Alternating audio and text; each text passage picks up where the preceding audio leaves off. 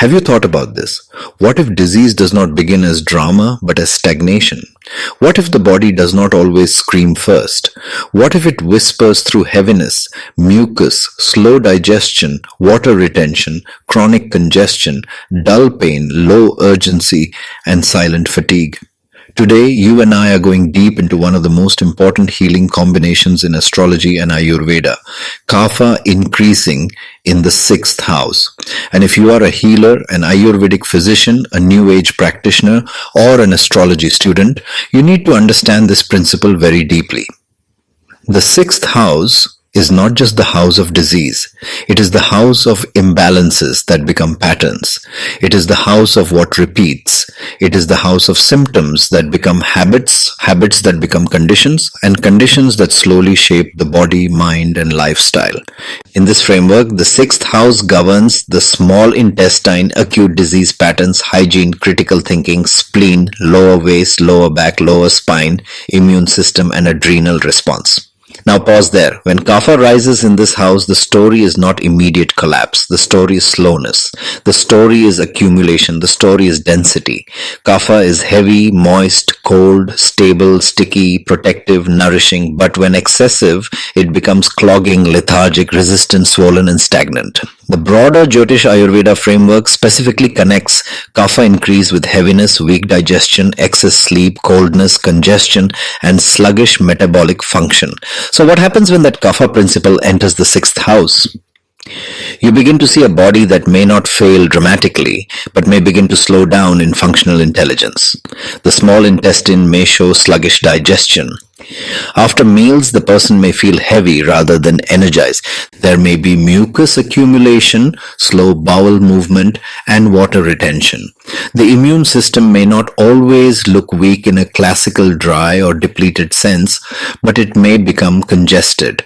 That means chronic sinus tendencies, allergies, lymphatic stagnation, recurrent heaviness, slow healing, and immune dullness instead of sharp immune responsiveness. And that is where this becomes clinically and spiritually important, because many people mistake Kapha problems for peace. They mistake slowness for grounding. They mistake passivity for healing. They mistake low reactivity for stability. But is it possible that what looks calm is actually congestion? Is it possible that what looks stable is actually stuck? You need to deeply reflect upon this distinction. In the sixth house, Kapha can create a kind of silent suffering, not always pain that screams, not always disease that erupts, but a life force that becomes coated, a metabolism that becomes delayed, a system that becomes burdened by retention of fluids, toxins, emotions, stress residue, and unresolved routine imbalances. And then the mind begins to mirror the body. Remember, the sixth house also governs critical thoughts. So when Kapha increases here, mental expression can become slow, repetitive, burdened, and emotionally sedimented. The person may not be outwardly agitated, but inwardly there can be brooding heaviness. Thoughts may recycle. Motivation may dull. There may be low stress reactivity, but also low initiative. The person may not panic easily, but they may also not mobilize easily. And for healers, this matters so much, because this is the client who says, I'm not exactly sick, but I don't feel clear. I'm always tired after eating. My body feels heavy. My allergies keep coming back. My digestion is slow. My lower back always feels dull. I'm functional, but I don't feel vibrant.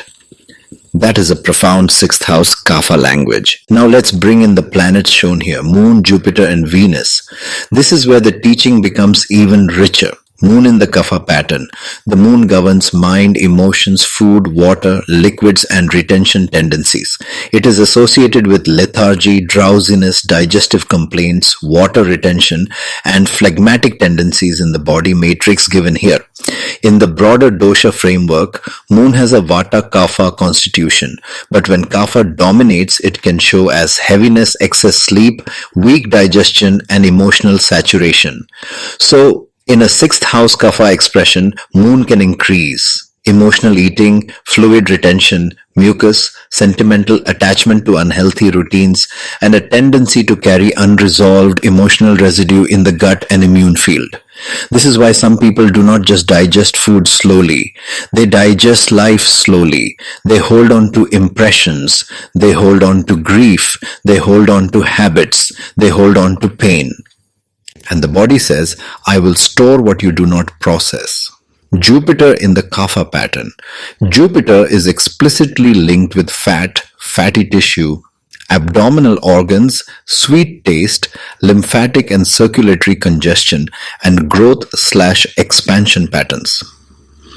In the dosha framework, Jupiter is strongly Kapha in constitution and can indicate heaviness, lethargy, weak digestion, and accumulation when afflicted or excessive.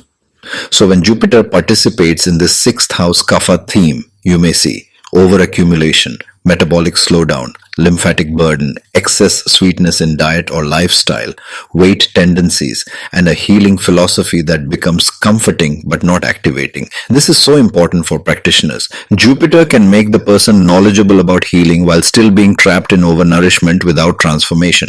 In other words, the person may know what wellness is, speak beautifully about wisdom, and still remain physically congested.